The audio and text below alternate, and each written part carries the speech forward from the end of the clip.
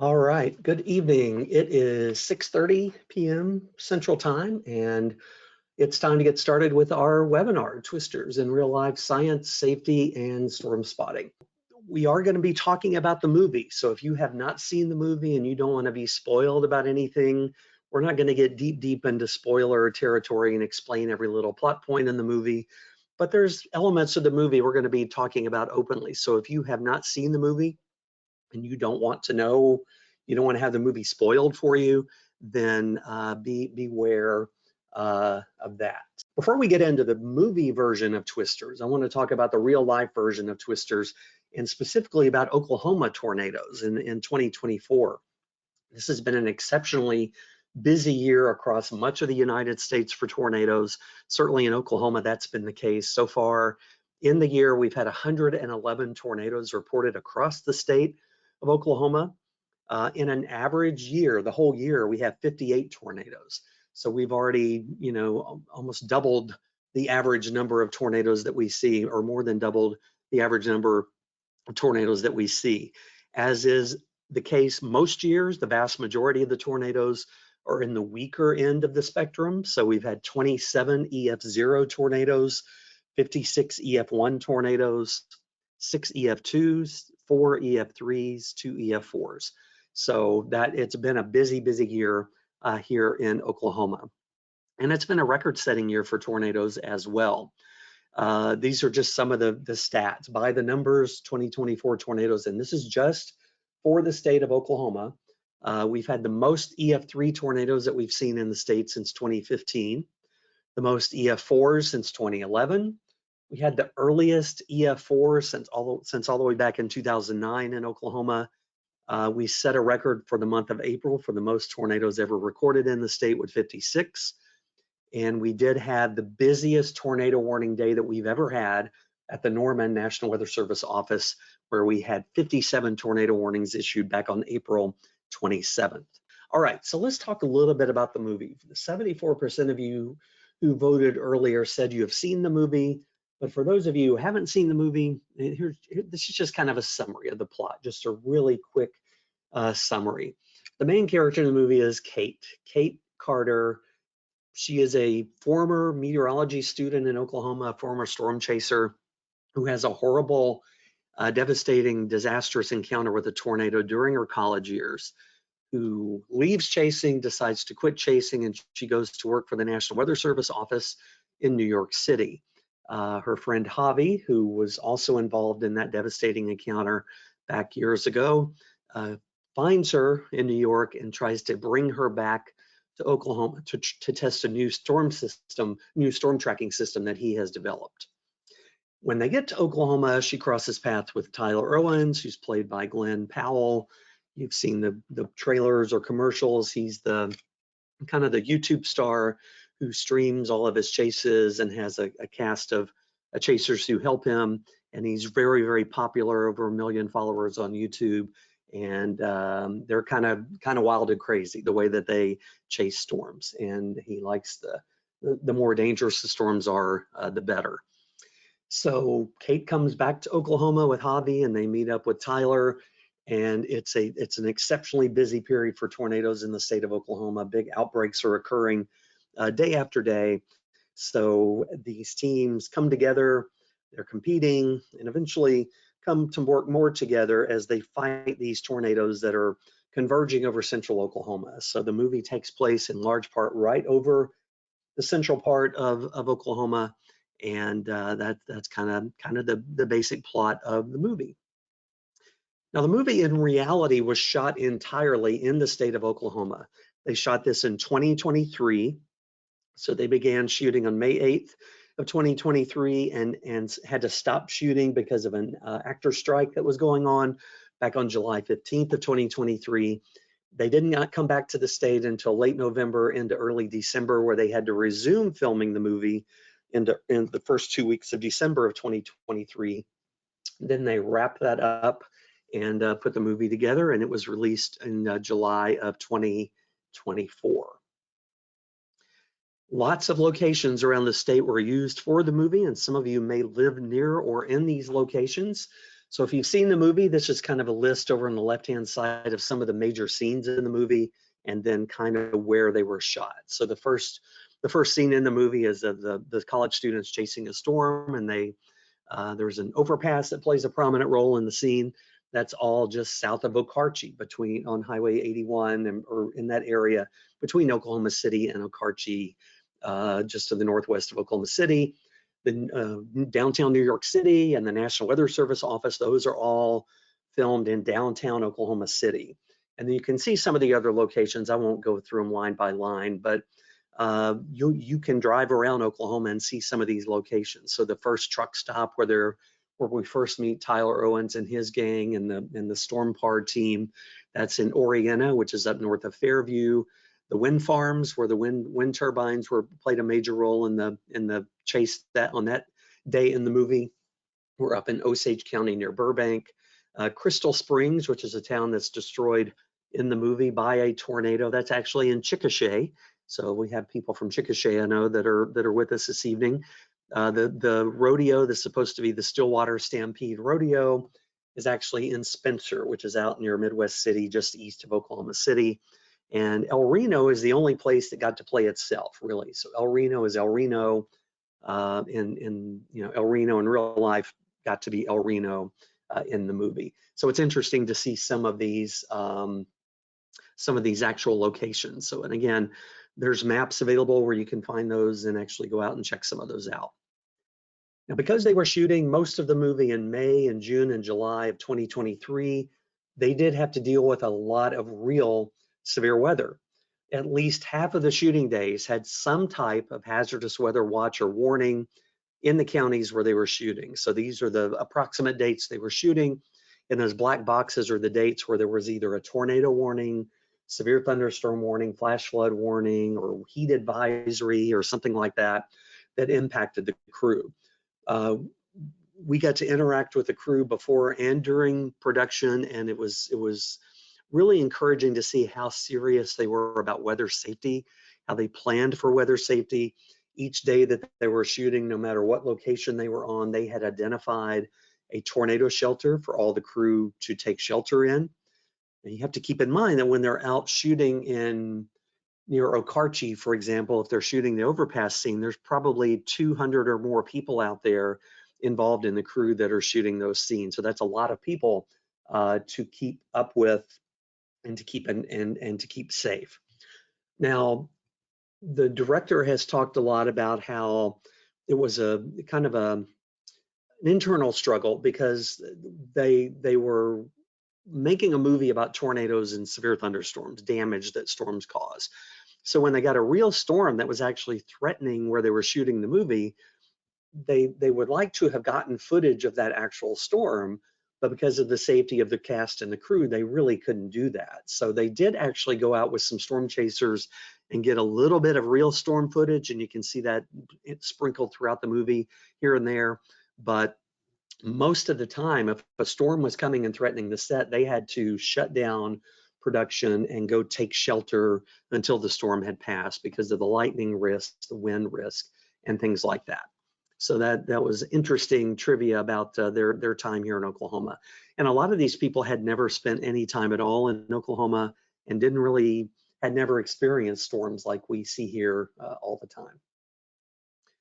So I just want to remind you too, as we talk about this, it is a movie. This is it's made for entertainment.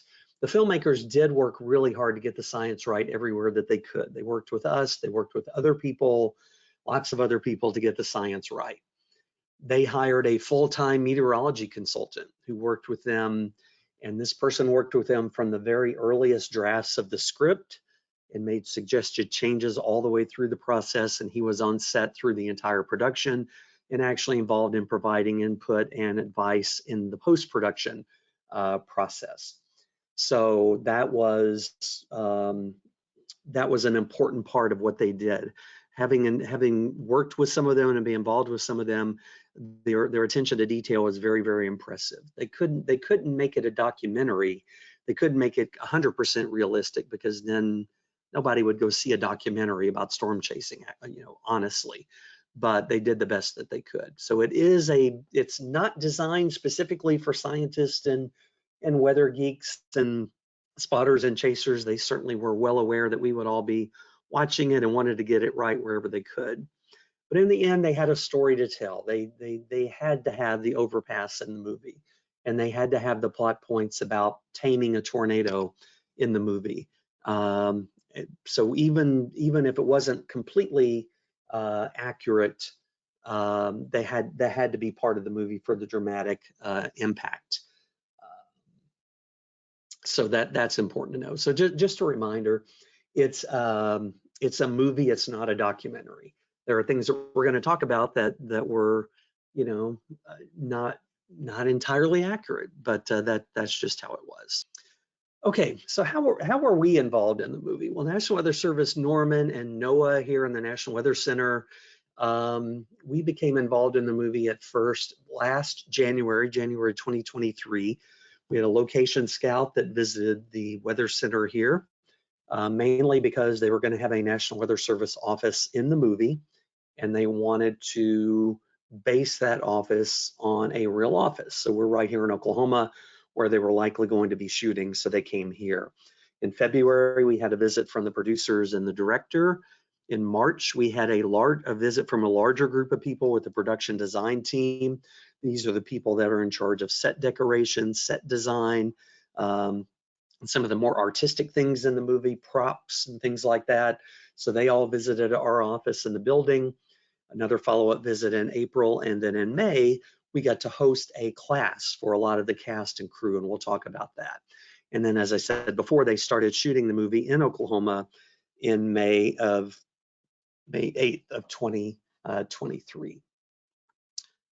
All right, let's see. Just as a background, this may be some of your first exposure to the National Weather Service and what we do. We are a federal government agency, and there are 122 local National Weather Service forecast offices around the country. When we talk a little bit later about storm spotter training and how you can get involved, it's this local office that you're going to want to engage with. Like I said before, we had people from 40 states that registered for the webinar. We only take care of the small part of Oklahoma and western North Texas that we're responsible for. So if you live in Central Kentucky, for example, you would be contacting the Louisville, Kentucky National Weather Service office for your area. So this is the network of local National Weather Service offices that cover the entire United States. And these offices are responsible for issuing the city and county level forecast and warnings, tornado warnings, ice storm warnings, all those type of city and county level watches, warnings, and advisories, as well as forecast. Each one of these local offices also do storm spotter training for their area of responsibility. So this is the area that my office covers. I work at the Norman Forecast Office, and we are responsible for all the forecasts and warnings for 48 counties in central and western Oklahoma and 8 counties in western North Texas. And each city and county, each person in the country is covered by a National Weather Service office. So you can go to weather.gov, weather.gov, and there's a map there, and you can identify where you are, and that'll tell you the National Weather Service office that covers your area. Now in the movie, Kate Carter works at the National Weather Service office in New York City. There is actually a Weather Service office in New York City. It's not located where it is in the movie. In reality, it's out on Long Island. In the movie, it's in downtown Manhattan, but there is an actual New York City National Weather Service forecast office. They have the same basic responsibility as we do here in Norman. Now, National Weather Service office here in Norman, our forecast office, was the prototype for the WFO in the movie, the Weather Forecast Office. So from the very opening scene, when we first see Kate, when we first see the tour group going through the National Weather Service office there in New York City, at the top is what the entrance to their office looks like, the wording on the wall. At the bottom is what the entrance to our office looks like. So there's a lot of similarities, even just there, in what they were able to take away from our office. I really wish they were able to show more of what they did to replicate the National Weather Service office. The National Weather Service office in the movie is in there probably 60 seconds or less, but they did so much work, and the detail that they paid attention to was really incredible. Here's a behind the scenes picture of them shooting the movie there. This was shot in an open office building in downtown Oklahoma City, where they built an entire National Weather Service office just for the movie. And this is a group of 9-10-year-old kids who were hired to be actors for the movie, and they are portraying a school tour group, just like we have tour groups through our office all the time here in Norman. They also had a school tour group. That's our introduction to the National Weather Service office in the movie. This is director Lee Isaac Chung, and this is a picture from a behind the scenes video that they shot when they were in our office. This is one of his visits to our office when they were scouting to figure out how they're going to make the New York City office look like a real National Weather Service office. So you can see the display back behind him there. That's a display that's at the front of our actual office, where we display different data sets and maps and weather information up there. This is what that version of the wall looks like in the National Weather Service New York City office in the movie. So they really based what the office looks like in the movie a lot on what they found in our office. They wanted it to be as realistic as they could, and everything that you see, again, it's a short scene, and some of this is blurry in the background, but everything that you see on the screens in their office are actual weather displays that you would see in a real National Weather Service office. Here's a behind the scenes shot of the day that they shot the scene in the National Weather Service office, and the fake New York City National Weather Service office. You can see the computer workstations, and there you can see the director talking to Daisy Edgar Jones, who plays Kate, and she's talking to another actor there. They have a scene right here where they exchange some dialogue, and at this point, Kate has turned her back on storm chasing, has gone to work for the Weather Service. She wants to get as far away as she can from tornadoes and storms, so she's working there. So you can see some of the monitors. If you look at the bottom of the screen there, that's exactly what our monitors look like. If you walked out into our operations area right now, you would see that monitor that you see with all the yellow and reddish colors on it. That's our graphical forecast editor. And on the right-hand side, you see satellite. That's our AWIP screen, where we look at computer models, issue warnings, and things like that. And again, that they actually got real video of some computer screens at another Weather Service office and used that in the movie. Anyway, they spent a lot of time on detail just with this one particular scene. And actually, I got to be a small part of the movie. I got to be a background actor. So if you watch the movie as Kate is walking through the office after we see the school tour group, Kate walks very quickly through the office, and then I get to be in there for about 4 or 5 seconds. So don't blink, you'll miss it. But that was a cool opportunity to be able to do that. Another very cool thing we got to do is we were asked by the production office to provide training to the cast and crew of the movie. This is the week before they started shooting, and we had 9 cast members, 9 crew members come to the National Weather Center here in Norman, and we got to teach them a 2-hour class on tornadoes. This was some of them called it a tornado boot camp or tornado class or whatever, and this was just designed to give them information about tornadoes, about things that they might need as background to prepare for their roles as meteorologists and storm chasers, things to help them live in Oklahoma for 3 months during springtime, because most of these people had no experience with tornadoes or Oklahoma weather. So these were, Daisy Edgar Jones lives in London, so she had never spent any time at all around tornadoes and severe thunderstorms before she came here. So it was designed to just give them a variety of information. And I put together a slide pack presentation. Some of the slides I'm showing you here tonight are the actual slides I showed them. So it's some of the same material. So we talked about, the perception when people come to Oklahoma and they're not familiar with it is that there's tornadoes everywhere. And that's just not the case. You may think that if you watch a movie like Twisters, where there's just tornadoes every day, but that's not really what it's like. I talked to them about the tornado culture here in Oklahoma. Tornadoes are a part of our everyday life here. We test our tornado sirens in most communities every single Saturday, or every 1 day a week, every single week. There are high school mascots named after tornadoes. You can buy tornado and weather-related shirts in stores here. You can buy weather, storm, tornado themed beer here. I also talked to them about the darker side and talked to them how prevalent that storm-related trauma and PTSD here is in this area. At the time, I didn't know what a prominent role PTSD would play in the movie, but I did tell them that I wanted them to know that they were here making a movie for entertainment, but they're also in our world, in our community, and the tornadoes are really serious things here with the people here. So I wanted them to know when they're encountering people in the communities where they're working, whether they're filming or off work, that they know. We talked about the enhanced Fujita scale, and just real quickly while we're on this, that's our enhanced Fujita scale. We rate tornadoes according to how much damage they produce, and those are numbers for Oklahoma. So 68% of the tornadoes here in Oklahoma are in the EF0, EF1 range, which would cause damage to a home but not destroy it. 25% are in the EF2, EF3 range. Those would destroy mobile homes and well-built homes, and then only 2 to 3% ever get into that EF4, EF5 category.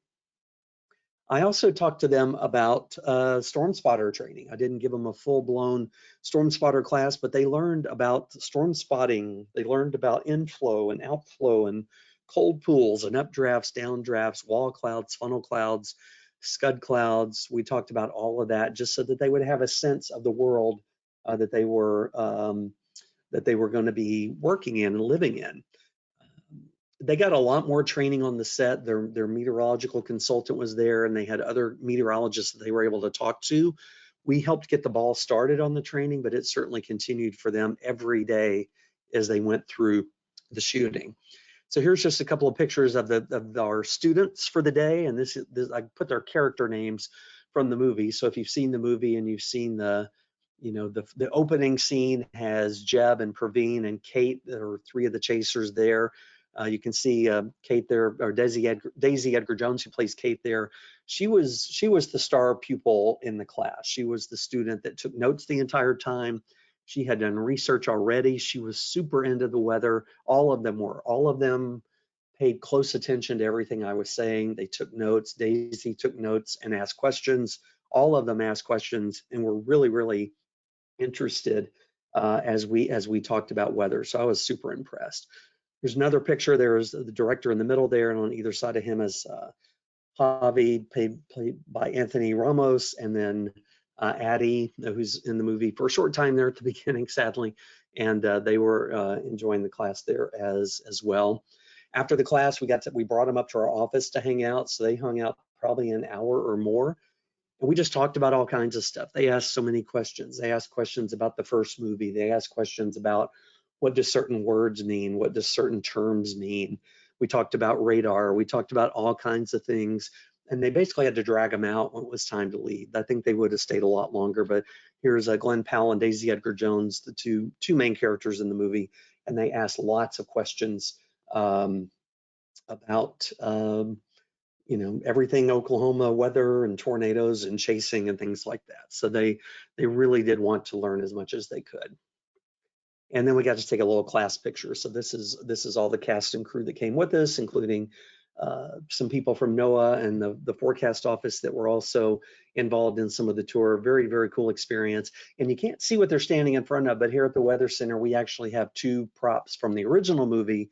We have a Dorothy and a Dot 3 actual props that were used in the movie here. So if you ever get to come to the National Weather Center, you can see some actual props. And hopefully we'll get a prop from the new movie to add to our collection there at some point soon. So that's that. So the tornado class is one of the cool things we got to do.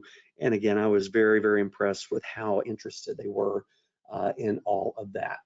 Okay, so let's get into the movie itself. I'm gonna talk about some specific scenes, some specific things that happen in the movie. This is where it may get a little bit spoilery. I'll try to be careful, but I just be aware that if you haven't seen it, this may spoil a little bit of it. So let's talk about the storm chasing in the movie. Storm chasing is the key to Twisters. That's what it's all about. It's about two different storm chasing groups, and their different goals, the different reasons that they're doing things, and how they interact. So the top left picture there is the Muskogee State College chase team that's at the beginning of the movie. There is no such thing as Muskogee State College. That's a fictional university that was invented first for the original Twister movie back in 1996. So that's kind of the college that's represented both in the original movie and in this movie. When we talk about Dorothy being the instrument that they're carrying on the back of that trailer there, that's the tie-in. That's how Dorothy got to be in both movies. It's the same college in both movies. In the bottom right-hand corner is Tyler Owen's vehicle chasing a storm, and he's a lot more aggressive when it comes to that. So let's see, be sure. All right, sorry, looking at some things on the other screen here. So the storm chasing in the movie is definitely for drama purposes, dramatic purposes. It's to be exciting, it's to be interesting. It is not realistic as far as storm chasing goes in every respect of the word. There's parts of it that they get right, but the people in the movie are driving into tornadoes, they're driving too close to tornadoes, they're driving recklessly, they're driving on private property, there's destruction of private property, and there's all kinds of things that they're just doing wrong or dangerously in the movie that you should never do. People don't drive into tornadoes like that in vehicles like that. People aren't running people off the road. There's some, it gets crazy out there in the storm chasing world sometimes, but what they show in the movie, shooting fireworks into tornadoes, shooting rockets into, well, there have been chasers that have shot rockets into tornadoes, but the fireworks into tornadoes is totally unrealistic and has not happened. So just know that the storm chasing you see is really enhanced for dramatic purposes in the movie. So in real life, storm chasing, first of all, the National Weather Service does not have storm chasers.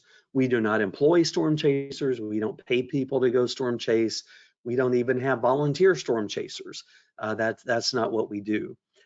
And I just have to tell you that the National Weather Service does not condone or encourage storm chasing in any way. That's not what we want people doing. We do not provide storm chaser training. We provide storm spotter training. Now we know that people are going to chase storms. We know that the number of storm chasers increased dramatically after the first movie came out in 1996. There are thousands of storm chasers out there on any given day. We encourage anyone who is going to chase storms. We can't stop anyone from chasing storms, but we encourage you to be as safe and responsible as possible to avoid endangering yourself and other people. Now, we got a question, what is the difference between storm spotters and storm chasers? Well, there are differences, but it's not as clear-cut as it used to be. Storm spotters, in general, are people that work with local officials, either a local fire department, police department, emergency management office, amateur radio group. They're usually tied somehow to a city or a county or a town. So, Garfield County, Oklahoma has a storm spotter network that's made up of their different volunteer firemen and law enforcement and people that they train. Storm spotters may spot from their house. They may just look out their back window and report what they're seeing. Some storm spotters will deploy to a designated spotting location. So some communities like Moore, for example, their storm spotters have points. So spotter A, this is your spot where you're going to go watch the weather, and you stay there and watch the storms, report what you see. Some spotters will drive short distances to get into a better position to see the action area of the storm where a tornado may not be, or a tornado may be developing. So that's storm spotters. Storm chasers, there are a wide variety of interests for storm chasers, and I'll go over those in a second. Storm chasers may not be tied to a local jurisdiction. A lot of storm chasers will go wherever the storms are. So yesterday we were seeing storm chasing Pictures from storm chasers of a large tornado in South Dakota. Some of those people drove many hundreds of miles and many hours to get to South Dakota to see that tornado. So storm chasers may travel hundreds of miles per day across many states. So those are the basic differences.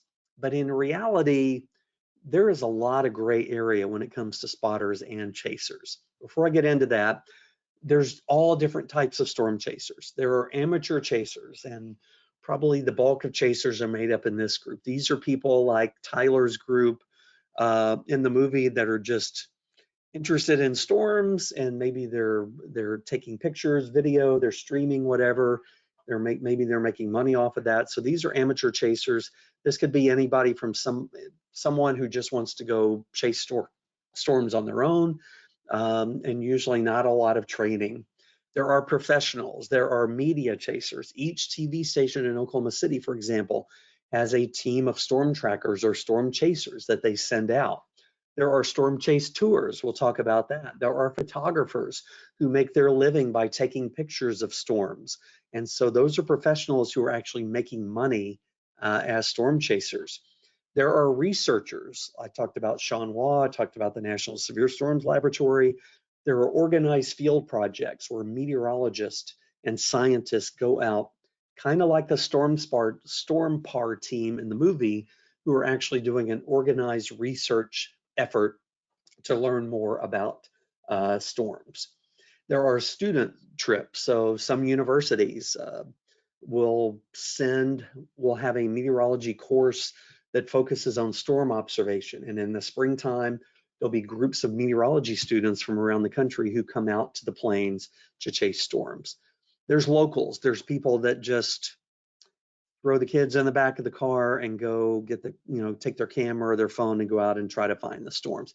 Any of those people could be storm chasers. There is no technical definition. There's no official definition of a storm chaser. That it could be anybody. Now, I talked about the difference between spotters and chasers. In reality, it's not that simple. There are many chasers that are also storm spotters. So you can be a spotter and a chaser. Some chasers are spotters, some spotters are chasers. Some chasers provide an extremely valuable service to the Weather Service. They provide real-time reports to us. So we're getting real-time information, not just from storm spotters, but from storm chasers who are out there. Some storm chasers, like you see Tyler and his crew in the movie, that are streaming real-time video of their chase. It's not quite like that in real life, but we can see streaming video and images that are shared online as these chasers are looking at storms in our area. That's extremely beneficial for us to help us issue better warnings. Many storm chasers also help the National Weather Service document tornadoes and other events. When we are trying to piece together how many tornadoes we had the day after the storms happened, or what intensity the tornadoes were, or where they touched down and where they dissipated, the information that we get from chasers is invaluable. Pictures, videos, stories of their storm intercepts, the drone imagery that they're able to provide either during the tornado or of the damage, especially after, is extremely beneficial for us. And then a lot of the images and video that we do in our training that we use for storm spotter training are from storm chasers. So we wouldn't have National Weather Service storm spotter training if it were not for storm chasers. So I know a lot of people think that storm chasers are bad and storm spotters are good, but that's not how it is. There are very good storm chasers that are also spotters that do the same thing spotters do. There are chasers out there who maybe behave closer to like Tyler's crew in the movie, that are just reckless and irresponsible and don't really, do things that they really shouldn't be doing out there. But that number is very small. The vast majority of chasers are very interested in helping, and they do so. They help the Weather Service a lot.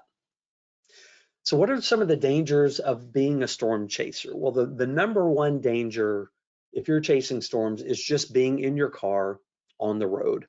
Just driving a vehicle on a sunny day is dangerous. Driving a vehicle around storms makes it even more dangerous. When you're in a scene like this, and this picture on the right was taken many years ago. This is not an uncommon sight in Oklahoma. Probably among storm chasers, one of the things they point out that's wrong with the movie one of the top things they cite is there was not enough traffic in the movie, and they did that to make the movie simpler because they had to have the vehicles passing each other and driving and things like that. But in reality, sometimes the roads are so crowded you can't find a place to pull off to stop and look at the tornado. You can't find a place to safely park. People stop in the road. People aren't paying attention to what they're doing. People are walking in the road, setting up tripods.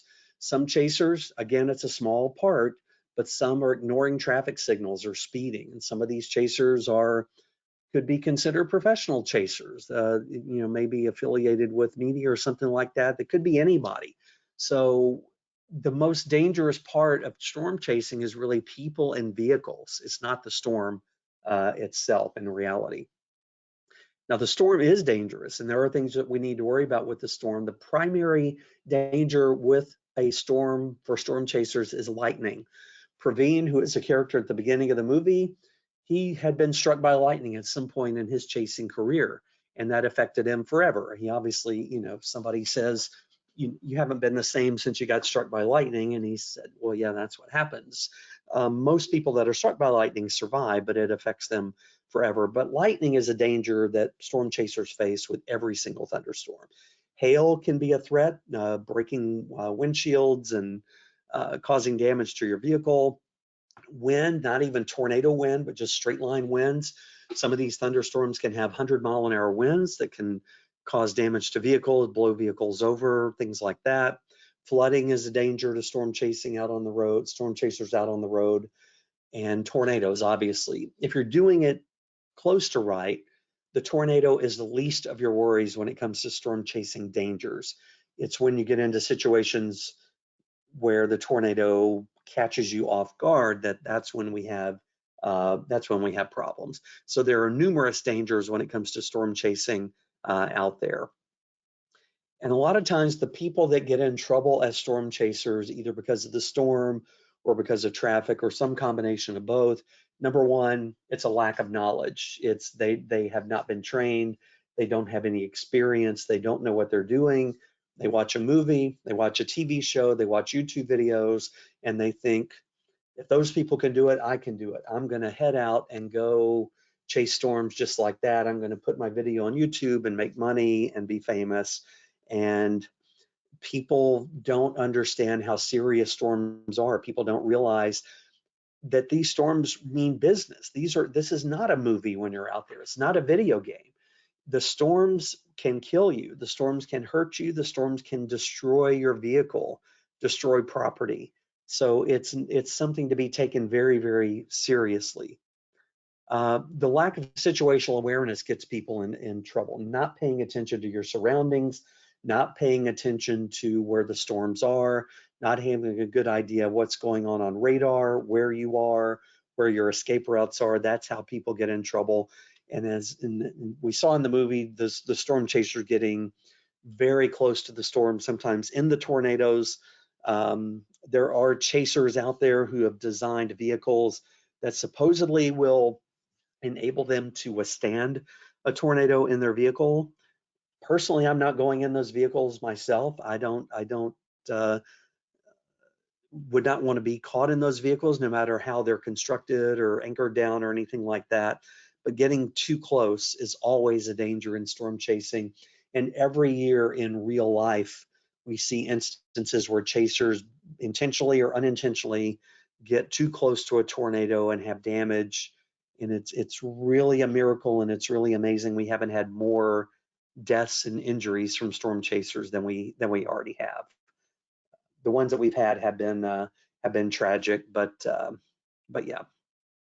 And then just basically overconfidence. Like I said, just because you watch Twister and Twisters, just because you've seen your favorite storm chasers TV series on TV, just because you watch YouTube videos, just because you've been to one or two storm spotter training classes, that doesn't mean you're ready to go do what they're doing on television. That doesn't mean you're ready to go out in real life and be a storm chaser. I know people are going to do it. We want you to be careful if you do it, but we want you to realize it's not a game. It's deadly serious, and you have to treat it that way. Okay, there are storm chase tours that are out there. If you watch the movie closely, There's a couple of scenes where there is a storm chase tour. Like in one scene, this van stops and these people bail out of the van. They're wearing these orange rain ponchos. That's a storm chase tour in the movie where people have paid money to professionals to take them on a tour. And the official Weather Service statement on these tours is that storm chase tours that are operated in a safe and responsible manner might provide someone with little or no experience the opportunity to observe storms with someone who's more experienced. So there are there's ability out there to go on these tours. We don't endorse the tours. We don't tell you to go on a tour or which one to go on. There are over a dozen storm chase tour companies. And the way this works is you pick a range of dates. They have dates available. You pay them anywhere from $2,000 to $5,000 for about a week. You have no guarantee of seeing a storm or a tornado, and you are with professional tour guides, hopefully that are experienced with safety in mind. And you're in 15 passenger vans with 6 to 10 people in each van. Now, I can tell you that the popularity is always very high for these storm chase tours, but because of twisters, some of the larger tour companies have already sold out all of their tours for the 2025 season. Some of the more popular tour companies have already sold out most of their 2026 storm chasing tours. So if this is something you think you're interested in, again, you've got to do your research. You've got to find a safe and responsible company that will take care of you and realize the risk that you're putting yourself at. But this is an option if this is something that you want to try. If you want to go storm chasing and you're dead set on it, there are people from all over the world that take these tours every year.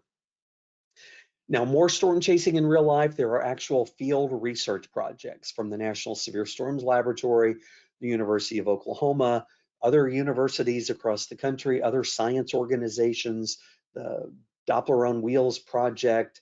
All these images are from actual official field research projects being done by scientists. So similar, the upper left-hand image, there's a drone, an airplane, a drone being launched from a moving vehicle there.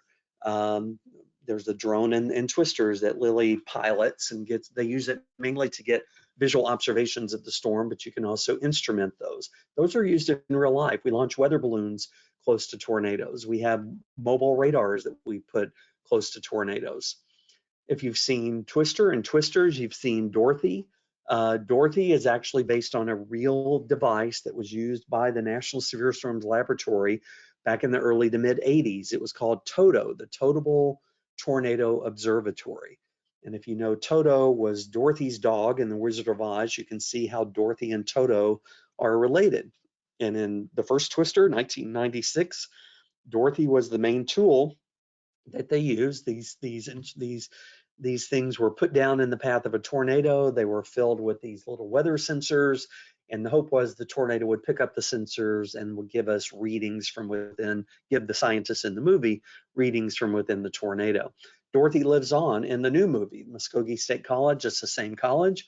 So there's a Dorothy 5 in the movie. The technology has been refined, it's been modernized, but that technology, the build of that, especially the way it looks, was based on Toto from back in the real life National Severe Storms Laboratory experiments that went on back in the 1980s. Toto was never successfully deployed in front of a tornado. I think the one time it got closest to a tornado was actually blown over and really didn't capture any measurements. So for Toto to work, the tornado has to hit it and get those instruments that are attached there. There was nothing that flew up into the tornado or anything like that. Okay, one other thing, we're going to take a break here in 1 minute. One other thing in the movie is one of the groups of chasers is affiliated with something called Storm Par. Javi, who's one of the main characters in the movie, Kate's friend, starts this company called Storm Par, where they take these small portable radar devices out, and their goal is to put 3 of them surrounding a tornado to gather Doppler radar data from the tornado as it's occurring, to learn more about how a tornado develops, dies, and moves and things like that. So Storm Par is one of the main characters in a way in the movie. PAR stands for phased array radar. So in real life, PAR is phased array radar. There is something called PAR. And the phased array radar that's in real life looks a lot like the shape of it looks a lot like what's in the movie, except the real life phased array radar is not portable. So on the bottom right of the screen there, you can see a little storm PAR van, and you can see the little mini phased array radar units that they deploy around the tornado in the movie. That's beside what the real phased array radar looks like. So that kind of gives you an idea of the scale. The real phased array radar antenna array that you see here is 13 feet by 13 feet. So you're not going to haul that around in the back of a van like they do in the movie. In real life, the phased array radar can give a full picture of a storm in a minute or two. It's a stationary flat panel antenna that's inside that dome. And on the antenna, there are thousands of little individual radar beams that are on that panel. So if you can see that panel and all those little squares on there, think of every one of those little squares as an individual Doppler radar that's sending out pulses of energy. And with the phased array radar, we can point the radar at different storms at the same time. We can steer each one of those hundreds and hundreds of small radar beams to exactly where we want them to be. So because those radar beams are electronically steered, we can sample the storm faster. And this is real life. There is a phased array radar in operation in Norman, just up on the north side of Norman. Here, if you drive by on I-35 and look off to the east, just after you pass the Robinson Street exit, you'll see the actual phased array radar out there at Max Westheimer Airport. That's real life. And eventually, this may become the next generation of Doppler radar that the Weather Service uses. That's yet to be seen exactly how that's going to pan out. But we're many, many years away from that rolling out. But this is being tested, and we are able to see this data from time to time in our office. You get a lot more rapid scans, a lot more rapid updates, and quicker three-dimensional pictures of the storm with the phased array radar. Now, there is a mobile phased array radar. It does exist. It's not lightweight. It's not deployable like in the movie. It sits on the back of a large flatbed truck. So this radar is operated by the Radar Research Center here at the University of Oklahoma, and the radar is called Horus. And there you can see a picture of Horus in the top left hand, and then a bottom right there you can see an actual picture of Horus deployed and scanning a storm here. Okay, one of the things, to be quite honest, one of the things I like the least about twisters, and I know some of our partners in emergency management didn't care for as much, is the fact that these tornadoes, even in Oklahoma, had little or no warning. The tornado that hits the rodeo there in the top left-hand corner, they might have gotten a few minutes warning. The tornado that hits El Reno down in the bottom right-hand corner at the end of the movie, they got several minutes of warning. But that's not realistic. And it's also not realistic the way that people in Oklahoma in the movie are behaving in response to those tornadoes and tornado warnings. It's very unrealistic how they seem to not know where to take shelter. They seem not to know what to do. And again, you have to suspend that disbelief to enjoy the movie as a drama, as entertainment. I know it's not real. I know that's not how it works. But for the movie, it had to work that way. Because in reality, if it happened in the movie like it happened in real life, there wouldn't have been a movie really to watch. There would have been no drama. So in real life, when we have tornadoes impacting events like a rodeo, like a softball game, like a farmer's market in El Reno in May in Oklahoma, in reality, we are talking to local officials at the National Weather Service days in advance.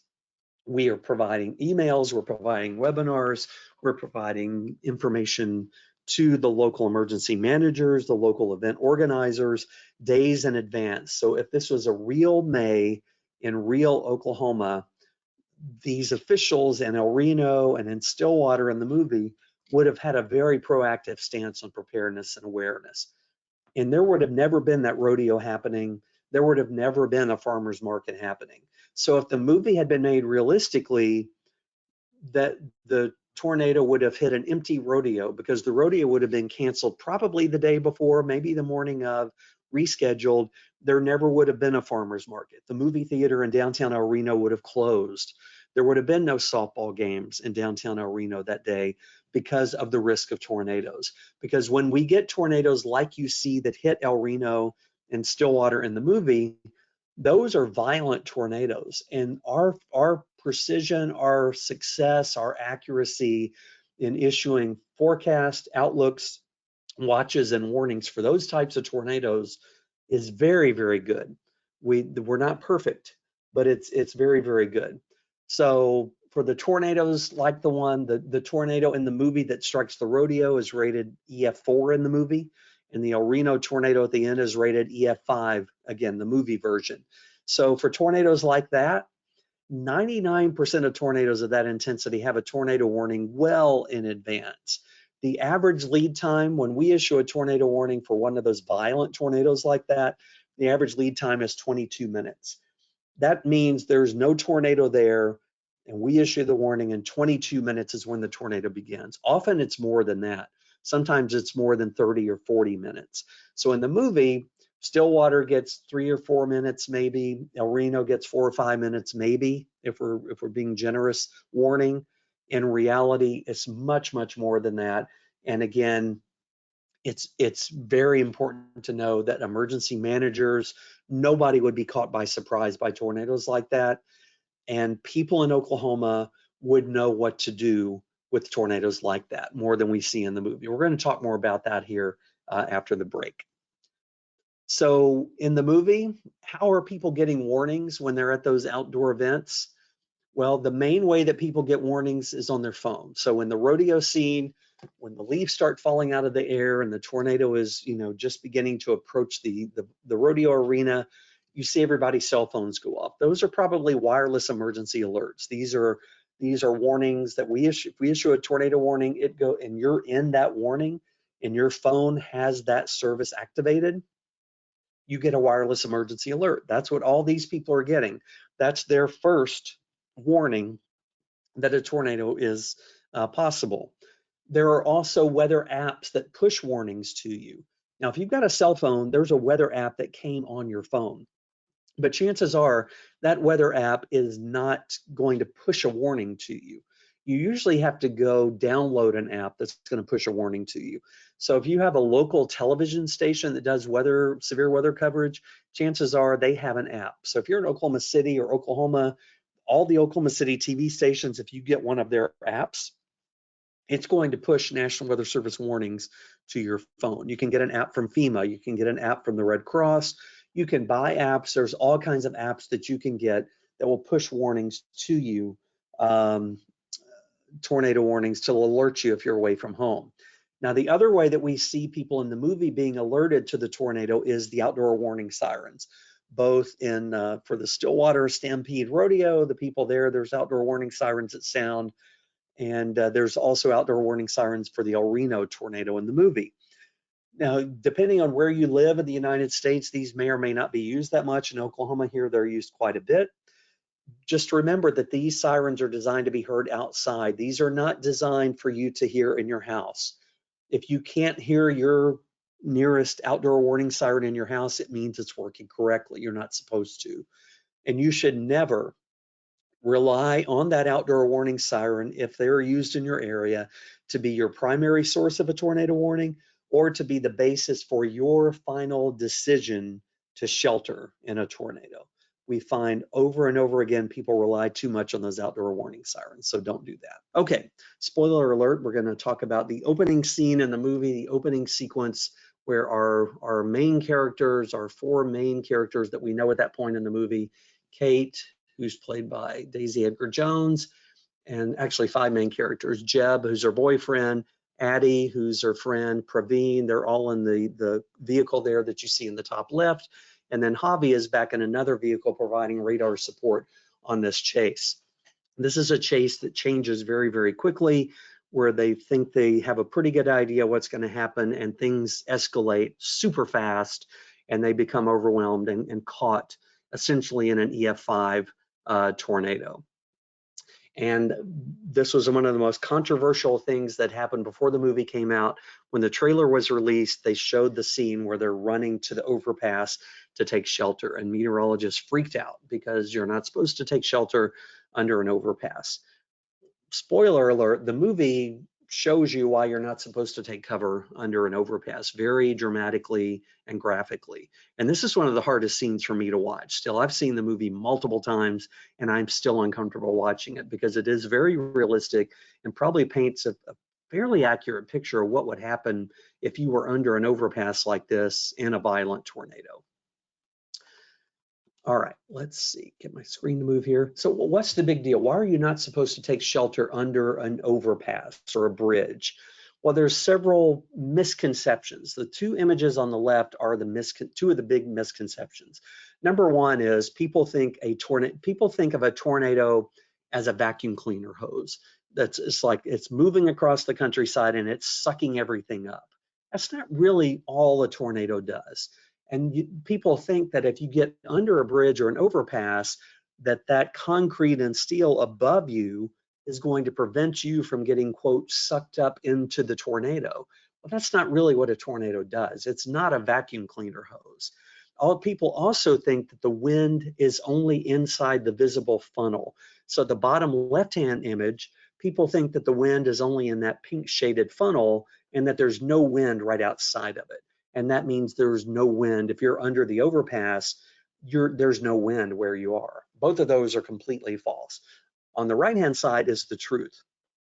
The winds in reality are stronger under the overpass or under the bridge. The higher above ground, and so the wind actually gets channeled or funneled. The wind tunnel effect going through that overpass actually causes the winds to blow stronger underneath the overpass. So when we see characters that are taking cover under that overpass who are blown out from under the overpass, in the movie it shows them being sucked out of the overpass. It's really more the wind is blowing horizontally. That's because the winds may be stronger. They may be channeled and actually are stronger under that wedge of the overpass. And plus in the movie, they're climbing up. They have to climb up this ramp to get under the overpass. Anytime you're going up, you're going in the wrong direction. If you're trying to protect yourself from a tornado, you need to go down. And also in the bottom right-hand image, it shows another reason why overpasses and bridges are dangerous.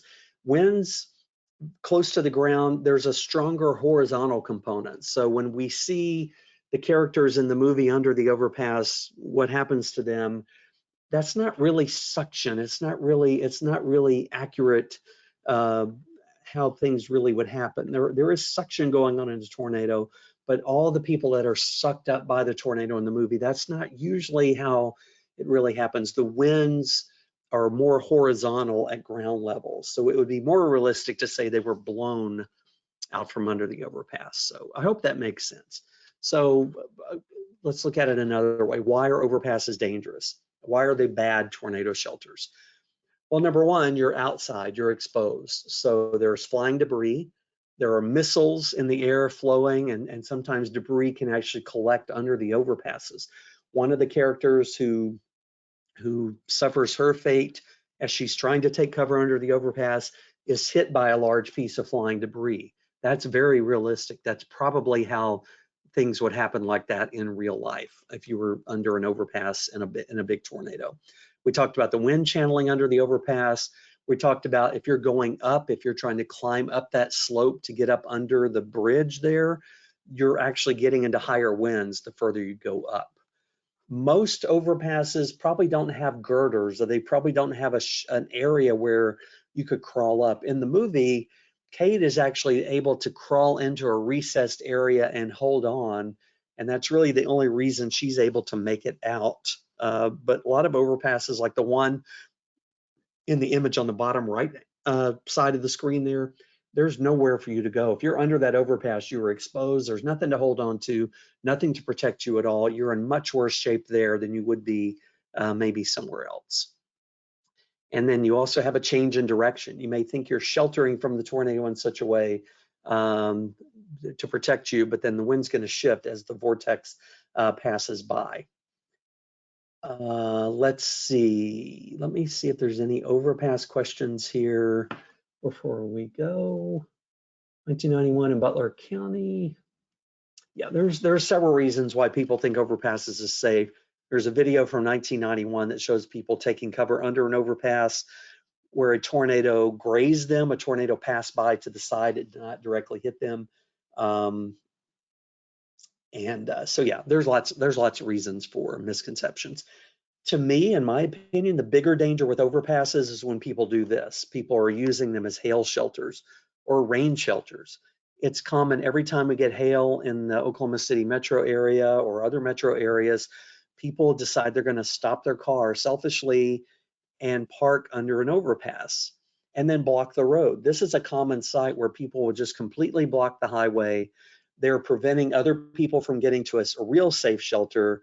They're blocking the flow of emergency vehicles. They're trapping people against their will out in a storm. So this is, to me, the bigger danger of overpasses. It's not people dying because they're sheltering from a tornado.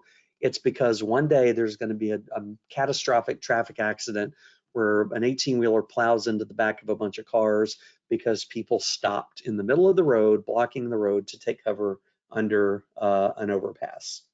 So that's my 2 cents on that.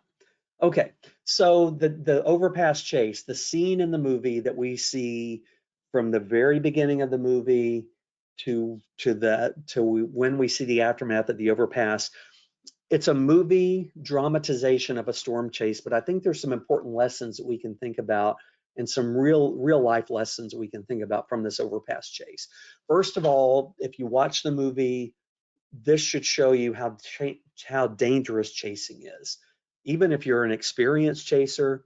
And in this case, they had 4 people in a vehicle, and they had one person who stayed outside the storm, who was looking at live radar data, who was in constant radio communication with them and was giving them a blow-by-blow description of everything that was going on, where the storm was and what it was doing, and they still got in trouble. On May 31st of 2013, we had 3 expert, experienced storm researchers who died in a tornado near El Reno. It was the same kind of situation. They were experienced, they had data support, they knew what they were doing, and they were still overwhelmed by a tornado that turned, grew, and expanded very quickly before they knew how to react to it. So this is real life. I mean, chasing is dangerous. The most dangerous part of chasing is driving. We talked about that earlier. Their vehicle hydroplanes and then they become trapped. They couldn't escape from the tornado if they wanted to at that point. The storm in the movie evolves very rapidly. It's a storm. It becomes stronger and larger than anticipated. So they're expecting maybe not much of an intense tornado, but the tornado quickly expands in size and becomes larger and much stronger, eventually getting maybe into that EF5 category. As is often the case with tornadoes, they're not always visible and very picturesque like some of the tornadoes in the movie. This one is very realistic in that it becomes rain wrapped. It becomes hidden from view in the rain. So as they're they can't even tell for sure where the tornado is because they can't see it very well. And as they go through the chase and as you see them driving in the heavy rain, and then it becomes apparent that that's getting bigger than they thought, you can see the tough decisions that they're having to make. They're having to decide second by second what to do. So I've been on storm chases before, nothing this dramatic, but it's that sense of it's happening very quickly and sometimes too quickly for you to make decisions. So if you've been in a situation like that and you watch the movie, you can kind of feel for them as they're going through that. So then there's decisions about early on, do they keep driving? Do they stop? Are they supposed to, what are they supposed to do? And then it becomes the point where they have hydroplaned, they're stalled, they can't do anything. The tornado is there. What do they do? Do they stay in the vehicle? Do they try to find a ditch? Do they get under the overpass? They make a decision to get under the overpass, but that's a fateful decision. Would they have survived if they had stayed in the vehicle or found a ditch? We don't know. But this is all real life. This is movie, But this was a very realistic part of the movie to me, in that it captured how overwhelming a storm can become, how confusing it can become very quickly, and how dangerous it can become before you really even know what you're in for. Okay, so what do you do if you're on the road? The main question I get when I do talks about tornado safety is, what do I do if I'm in my car and there's a tornado? The answer is, don't be in your car if there are tornadoes. If you are in your car anywhere near a tornado, you have put yourself in an unusual amount of danger with very little option for safety at that point. Vehicles are one of the most dangerous places to be in or near a tornado. This is one of the most dramatic tornado pictures I've seen. This is from May 20th, 2013 in the city of Moore, a large tornado, debris raining down everywhere, and vehicles on the roadway. This is the last place in the world that you want to be. Your best option is to pay attention. Look at radar data, pay attention, don't drive. If there are storms in the way, if there are storms in the area, wait, let them pass, give it a few minutes, and don't drive into storms. If you're on the road and encounter a storm, get off the road and find shelter if you can. Find a sturdy shelter, get off the interstate, get off the turnpike, get off the highway. Find a sturdy building if you possibly can to take shelter in. You do not want to shelter in your car in a tornado. If you're caught in a situation like they were caught in the movie, and you have to decide if I'm going to go to a ditch, an overpass, or stay in the car, those are all bad options. I can't tell you which one to do. You're having to choose the least bad from a set of bad options. So Addie and Praveen and Jeb may have survived had they stayed in the vehicle. It rolled if they had put their seatbelts on and left the engine running so the airbags deployed. Maybe they would have survived if they'd stayed in the vehicle. Maybe if the overpass had been a little bit different or oriented differently, they would have survived. The point is, you don't want to be caught in this situation and have to make that decision. That's a horrible decision to have to make. So don't be caught in that situation. Okay, in the movie, we have a couple of different situations where people are forced to make decisions about where to shelter. It's not just the overpass scene, but there are scenes at the rodeo and there are scenes in El Reno where people have to decide where they're going to take shelter from the tornado. And it's not always apparent where you should take shelter from a tornado. So I want to talk about those scenes. I want to talk about the concept of situational vulnerability. We can be vulnerable to tornadoes in our homes. If we live in a mobile home, we're more vulnerable to a tornado than we are if we're in a well-constructed home, not a non-mobile home. But you can be more vulnerable even if you're prepared, even if you have a tornado safety kit in your house and your family knows the plan. You're instantly more vulnerable if you are in an unfamiliar place, if you are away from home. So the people in this scene, this is an aerial scene from the movie that's showing the people at the farmer's market in downtown El Reno. There's really a trolley there like that. There's really that movie theater there. These people are more vulnerable in this spot because they're outside and they're in an unfamiliar area. And when we're in a situation like this, we often rely on someone else to alert us to danger and to tell us what to do. So most people, if they want to go to the farmer's market, whatever day this was in the movie, they're going to the farmer's market. Maybe they didn't pay any attention to the weather. They had no idea that storms were even possible, much less an EF5 tornado. And again, this is one of the more unrealistic parts of the movie where these people would be caught that unaware of this situation, but we just have to let it go for the movie. But you're in this situation and you may think that somebody's going to come tap you on the shoulder and tell you what to do if there's a tornado coming. It's interesting in the movie to see what happens at the rodeo. In the rodeo, as soon as people's cell phones go off and as soon as the outdoor warning sirens start to go off, the rodeo announcer gets on the microphone and says, "We have been notified of a tornado touchdown in this area. We need to evacuate this arena right now." He says it twice, and that's the closed captioning where he's saying it the second time, and everybody is starting to do that. That's all the information these people at the rodeo get. They just say evacuate the arena. Nobody tells them where to go. Is there a shelter area nearby? Should they go to their cars? I mean, a lot of times people are in a situation like this at a concert, at a football game, at whatever, and you're just assuming that somebody's going to take care of you. And that's really not the case. You are always responsible for your own safety. Don't assume somebody's going to come tap you on the shoulder or grab you by the hand and say, there's a tornado coming. Let me show you where to go to be safe. You have to assume that on your own. You have to know what you're going to do. Don't wait for someone to tell you to evacuate or to shelter, and don't expect someone to be able to guide you to the safest location. In this case, there were two people there, apparently Kate and Tyler, who were attending the rodeo that knew something about tornado safety. So again, very unrealistic, but got to let it go. And they had to help people know where to go. And a lot of these people were on their own and freaking out and getting in the cars and driving away and things like that. That would not really be what it would be like on such a widespread scale as you see in the movie here. So the situational vulnerability is something very important to think about. And one of the most important points, I think, is just to remember it's up to you to be safe. Nobody is responsible for your safety but you. So if you're at a rodeo in May in Oklahoma and there's a chance of storms, you better be thinking about what you're going to do, how you're going to get a warning, what you're going to do if a warning comes out, how long it's going to take you to get to your car if there's lightning. That's all on you. That's nobody else's responsibility but yours.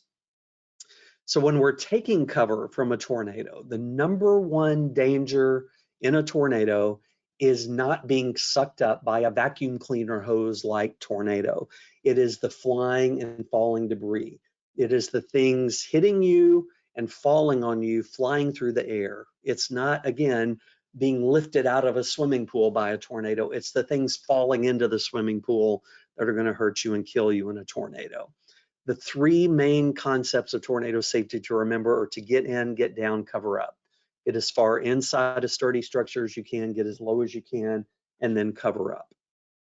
If you're at home, that might mean, you're going to want to avoid outside walls, doors, windows. You're going to find the smallest room in the middle of the house with as many walls between you and the outside as you can. That's at home.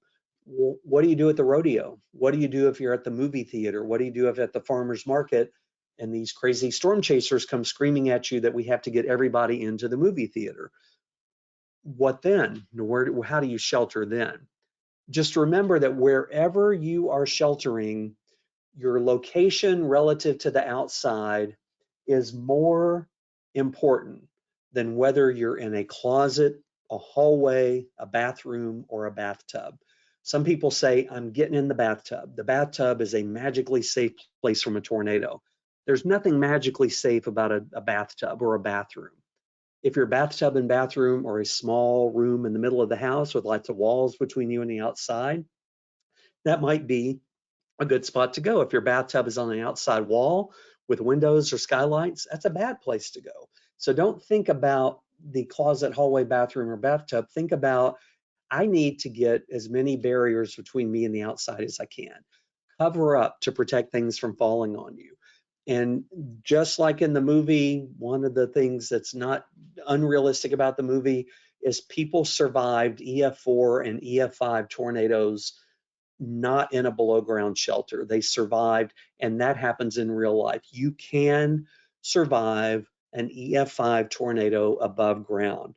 This business of you're going to die if you're not below ground is just not accurate. And that creates a hopeless feeling among some people. And we want people to know that you have to do the best you can with what you have. So in real life, your goal is to protect yourself from things flying on you or flying and falling on you, not from being sucked up by the tornado. Every situation is different. I could sit here for 3 hours and give you scenarios of what do I do here or what do I do there, but you just need to remember, get in, get down, cover up, and your situation is going to be very different. Pick the best shelter from what you have available. And one of my friends has a saying that she likes to remind me of all the time: don't let perfect be the enemy of good. Just because you don't have an underground shelter doesn't mean you can't do something to protect yourself from a tornado. Just because it's not the perfect shelter doesn't mean it's not good enough. most of the time it's going to be good enough. So in the movie, the swimming pool, people have asked me, could you really survive an EF4 tornado in a swimming pool?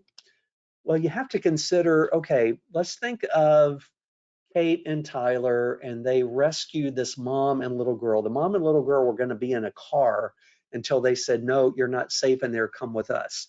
And Kate has the idea to go get in the swimming pool. I had never thought about getting in a swimming pool before in a tornado.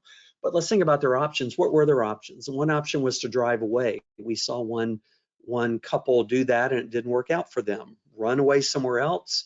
Do you just stay outside at the rodeo?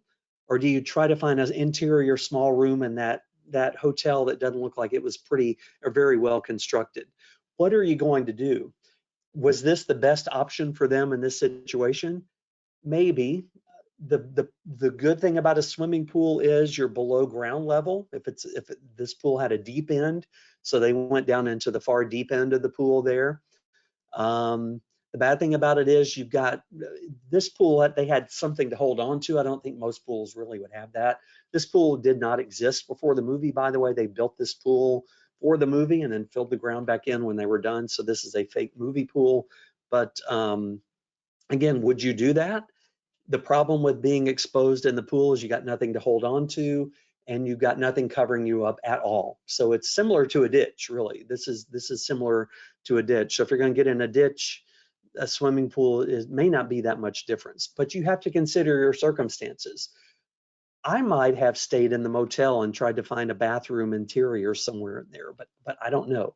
Again, your situation's going to be different. It worked for them, oddly enough, partially because that horse trailer fell and covered them up there toward the end, toward the last part of the tornado. But again, it's a movie, I know, but we can take real life lessons from it. What about the movie theater? We tell people do not shelter from a tornado in a room with a wide span roof. Don't go to auditoriums, gymnasiums. Movie theaters would count as that. So was the movie theater a good place to be? Well, to me, it's all about relative safety. The people that were exposed out at the farmer's market, they didn't have time to drive away from the tornado safely. Could they have gone to another business? Maybe, but was the movie theater, in my opinion, was better than being outside. The movie theater was not ideal. If I had been ushered into that movie theater like that, I would have been trying to find a bathroom or a smaller room, concession stand, something inside that movie theater that was not in the auditorium. Again, it had to be in the auditorium because that's where the dramatic ending of the movie happens. But in reality, you have to find the best shelter that you can. So these are two examples, again, Hollywood examples, but it hopefully gives us some things to think about in real life. You've got to find the best shelter area you can and work with what you have the best you can. Okay, the main plot of the movie, spoiler alert, involves Kate's idea that you can somehow introduce a mixture of chemicals into a tornado to tame it, not to kill it, not to stop it, but to just dissipate it or tame it. And can that really happen? Can you really do that? Well, in the movie, they use sodium polyacrylate, and they use polymers, and they use silver iodide as a kind of a rain-making, cloud seeding agent. All of this is based on real science. The science advisors, they had a special chemistry advisor for the movie who advised them on all this. This is not all that far-fetched. The actual chemicals, the actual overall scientific idea of this is not that far-fetched, but would it really work in real life? That's what we want to talk about. Let's think about a storm, first of all. Let's think about, we're talking about taming a tornado. That's Kate's idea, taming the tornado. If you're going to tame the tornado, what you really need to tame is the supercell. You need to tame the thunderstorm, not just the tornado. This is a picture of a tornado that hit Madill, Oklahoma a couple of springs ago. And you can see the tornado there at the bottom of the screen. If you look at the whole storm, look how tiny the part of the tornado touching the ground is compared to that giant storm. A supercell thunderstorm can be 5 to 10 miles across. It can also be 10 to 12 miles high. This is a massive machine, a massive mass of energy. there's an untold amount of energy in this supercell thunderstorm.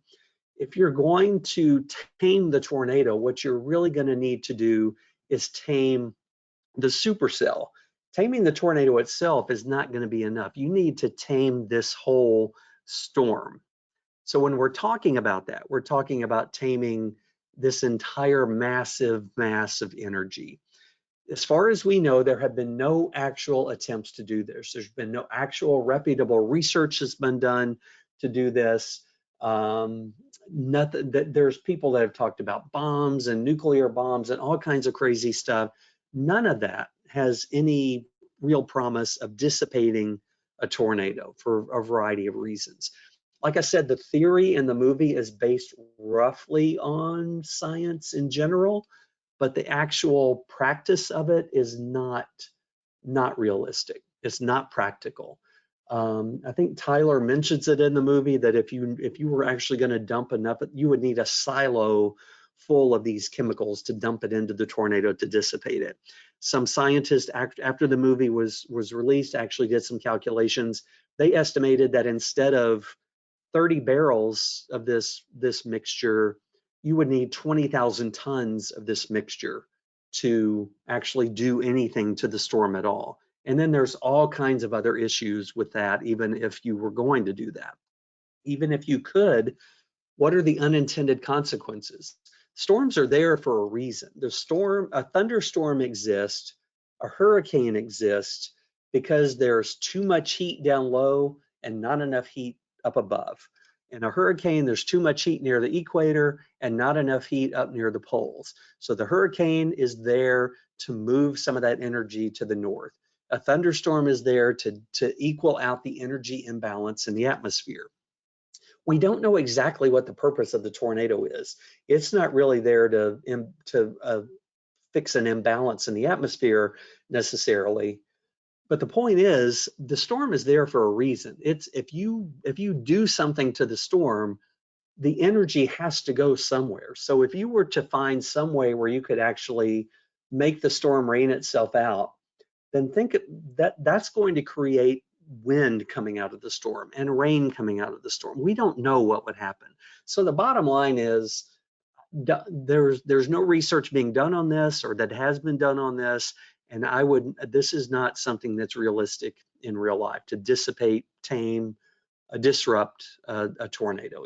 This is the most science fiction-y thing in the whole movie. And it's a good plot point and it's interesting.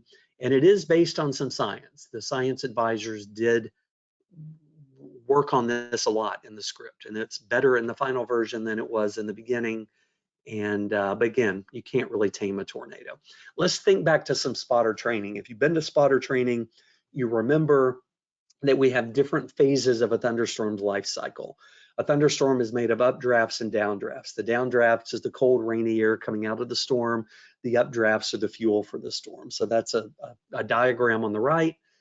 On the left, a picture of a real supercell thunderstorm on the right. There's an incredible amount of energy in there. These are updrafts of air moving straight up off the ground at over 100 miles an hour. The downdrafts coming down, that cold, rainy air. If you were to really dissipate a thunderstorm somehow rapidly, the downdraft is going to be so much larger than an ordinary thunderstorm. The damage from the downburst that would come out of that would be worse than any tornado probably that you were trying to dissipate. So again, just not a realistic scenario in real life. If you remember from now, some of the things they got right in the movie, they do when they're storm chasing, and there's a scene where they're cutting back and forth between Kate and Tyler, and they're both describing how a supercell works, and they're talking about updrafts, they're talking about mesocyclones and inflow, they talk about the cold pool. All of that is accurate terminology, and for the most part, they use it accurately in the movie. But this all, again, ties into dissipating a tornado. If you're going, the way tornadoes typically dissipate is when their fuel supply gets disrupted. Tyler tells Ben at one point in the movie, we're going to cut the fuel supply. That's the point of their project that they're trying to do. Well, the fuel supply typically gets cut when there's more cold air flowing out of the storm than there is warm air flowing into it. That's how that happens naturally. So in a supercell, you've got warm, moist air flowing into the storm and up into the updraft. Then you've got cold, rainy air coming down and forming that cold pool on the ground, the outflow. And as long as those are in balance, then that tornado can continue. So what they're talking about in the movie is making more of the blue arrows and fewer of the red arrows. In theory, if you're going to kill a tornado, that's how you kill it. You cut off the fuel supply. But the way they're talking about doing it in the movie is not practical or realistic.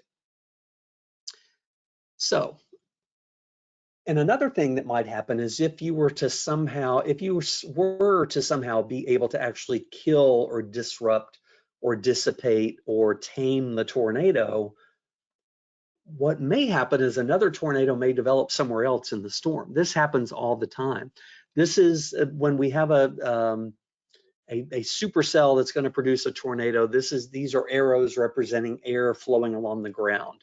So we have the warm, moist inflow, those kind of pinkish shaded arrows. We have the enhanced inflow. That's where the warm air is really feeding up into where the tornado is developing there. And then you have the rain-cooled outflow. What typically happens is we'll get a tornado to develop, and at some point the tornado, it gets cut off from its fuel supply. So when they talk in the movie of cutting the fuel supply, this happens with every tornado in real life. In this dissipating stage, the inflow, the warm air feeding the storm gets cut off. There's too much cold air flowing out of the storm, and then the tornado kind of dies back there in the rain. But what often happens if the conditions are right is we can get a second tornado develop. So if what they did in the movie was kill that one tornado, what might realistically happen, maybe not realistically, but what could happen theoretically is you could get another tornado to develop. So again, we don't know how this would all work in real life, and I don't think it really would happen. All right, let's move on. Somebody just typed the question about twin tornadoes. We're winding down toward the end. I know we're going long, but hang in there with me. In the movie and in the trailer, one of the most quoted lines was when Boone yells, "We got twins," and he sees two tornadoes. And we get lots of questions, is that possible? Can you really get two tornadoes at one time? And the answer is yes, yes, you can, definitely. There are many situations and several different ways where you can get multiple tornadoes occurring simultaneously. The main ways are you have a supercell. It's just the process I just described. You have a supercell that's produced a tornado. That tornado has died, and then another tornado develops just to the east or northeast of it. Sometimes those tornadoes can be there together at the same time. You can have tornadoes rotating in opposite directions going on at the same time. You can have a main tornado with a satellite, smaller tornado separate from the main tornado. And sometimes you can have two separate storms producing tornadoes close together. So this is an example where you have a supercell that's producing a family of tornadoes. On the left is the dying tornado. It is becoming thin and in that rope stage and dying. And on the right is the new tornado. So we have two tornadoes going on there at the same time. This is an example from El Reno back in 2006, where we had the cyclonic tornado, which is the way that most tornadoes rotate here in the Northern Hemisphere. And then you have an anticyclonic tornado that develops south of that. So in this example, we have a tornado rotating clockwise next to a tornado rotating counterclockwise. Again, twin tornadoes going on at the same time. Here's another case where you have the primary tornado on the left side of the screen with a satellite tornado. It's a tornado that's just rotating around the big one. And in the movie, Dexter, the character Dexter, who's driving the RV with Danny, he uses the word Fujiwara effect. He gets, she's annoyed with him, but he has to figure out what the term for that is. Fujiwara effect was used correctly in the movie. It's when like a tornado rotates around another tornado, or a hurricane rotates around another. And you would see that with these satellite tornadoes. The satellite tornado may rotate around behind the primary tornado and sometimes even kind of be ingested into that primary tornado. Now, one of the things that gets misused a lot is sometimes people will report, I've got 3 tornadoes. Well, in this case, we're looking at actually one tornado with embedded smaller tornadoes inside it. We call this a multiple vortex tornado. So in reality, if we zoomed out on this, this would look like one big tornado. So you've got actual multiple small vortices inside one big tornado. So this wouldn't technically be multiple tornadoes. It would be multiple small funnels within a single tornado. Okay, can there be a fire tornado? The fire tornado, actually the fire tornado was a little not, it was kind of anticlimactic in the movie. They made a big deal out of it in the trailer, but it wasn't really that big of a deal in the movie. We don't have any known cases of a tornado like hitting an oil gas refinery and becoming engulfed in fire like we see in the movie. But what we see all the time are these fire-generated fire whirls in and around wildfires. We see this in Oklahoma, California, wherever there are wildfires. They kind of don't last very long. They're like a little dust devil in a fire, and they're not connected to the storm above it, so they're not technically a tornado. But if you get a big wildfire generating a lot of heat, it can generate its own thunderstorm. And these are called pyrocumulonimbus clouds. And these can have lightning, gusty winds, hail. This is a legitimate thunderstorm that would not have been there had it not been for this giant wildfire. And one of the most dramatic examples of a fire tornado happened with one of these huge wildfires, the Carr wildfire in July of 2018 in California. This produced a legitimate tornado. This was not just a little fire whirl or a little temporary, thing that was there for 3 seconds. This was a supercell that was caused by the wildfire. This was an EF3 tornado that was caused by this supercell generated by the wildfire. It killed a firefighter, overturned a fire truck. So they can happen, but we've never seen an instance like in the movie where it hits a oil or gas refinery. And in the movie, they kind of implied that the oil or gas refinery, the heat from that somehow enhanced the tornado. That's not something either that we really see in real life. Okay, so winding down, let's talk about storm spotters, because storm spotters are really so important to what we do. Weather Service meteorologists, of course, use radar to help us detect tornadoes, but we still rely heavily, 100% on people to tell us. There is no technology that exists, and I don't care what app you have, what website you're on, I don't care what TV station you're watching, there's no technology that can perfectly tell you for sure a tornado is happening and exactly where it's happening. We need people to tell us. So while radar may give us indications that a tornado is happening, and this is what a Weather Service meteorologist would be looking at in the office when we're issuing tornado warnings, we need to know what you see. So storm spotting is critical to the whole process, and storm chasers can be part of that storm spotting process. We have people here from all over the country, and storm spotter training is conducted by each local National Weather Service office around the country. If you take storm spotter training in Mobile, Alabama, it's going to be different than in Norman, Oklahoma, or Bangor, Maine, or Seattle, Washington. It's geared toward local hazards. Each office may offer live in-person classes or online classes. And if you want to become a part of an official storm spotter network, that's organized at the local level. So you need to contact your local National Weather Service office or your local emergency manager to see how they organize their spotter network. weather.gov/skywarn is the website to find out more about that. There is online training available. If you Google Skywarn training and the word COMET, C-O-M-E-T, they are an organization that we work with closely to provide training to meteorologists and non-meteorologists. So there are 2 modules that you can take online. It'll take you about an hour and a half to complete these.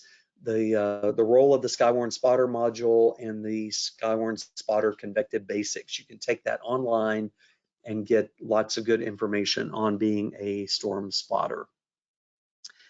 Here's some other resources. I'm going to leave this up here while we kind of talk to the end of the program. There's all kinds of other resources. If you want to learn more about storm chasing, there's some great things out there. There is a National Storm Chaser Summit that's held every year. In 2025, it's going to be held in the wintertime in Kansas City. It's chasersummit.org. You can go learn more about that. There is a decades-old website called Storm Track, where storm chasers hang out, and there's educational material there. Storm chasers can talk to new people about storm chasing, storm spotting, radar, all kinds of things. That's a great place to learn. There's a group called Spotter Network. This is a good group to get involved in if you're interested in being a storm spotter or a storm chaser. This gives you a good, convenient, fast way to report information directly to the National Weather Service. There's an awesome group of individuals out there called Girls Who Chase. And you don't have to be a girl to take advantage of this, but they do an amazing spring training event every year. If you want a comprehensive training session on how to be a storm chaser, a storm spotter, girlswhochase.com. Go there and look up their spring training information. And also, National Weather Service offices around the country have their own storm spotter training websites. If you go to our YouTube channel, NWS Norman Spotter Training Videos, there's a whole playlist there of videos, both advanced and basic, about all kinds of things. You can find videos of complete 2-hour-long storm spotter training sessions if you want to participate in those. So just to let you know. Okay, I want to acknowledge people that have helped with this, not just with this presentation, but have been a part of this whole journey that we've taken with the Twisters movie. My boss, Mark Fox, has been 100% supportive of everything that we've done.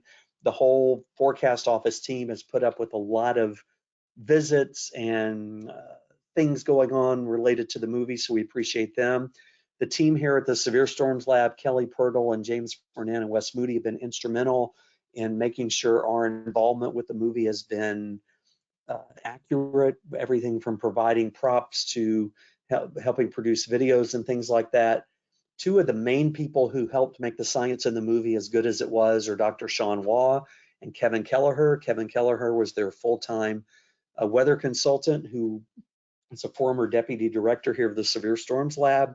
And then the actual safety of the people who were on the movie shoot, that's due in large part to meteorologist Joel Martin, who was the film's meteorologist, and Lacey Mackey. Lacey was the severe weather coordinator for the movie, and she helped develop all those plans to keep people safe, cast and crew, when they were out there shooting. So this was a big team effort. So I want to thank all those people. We've been involved in this movie off and on since last January. Still, it's kind of starting to wind down, but still going, and we've been honored to be a part of it.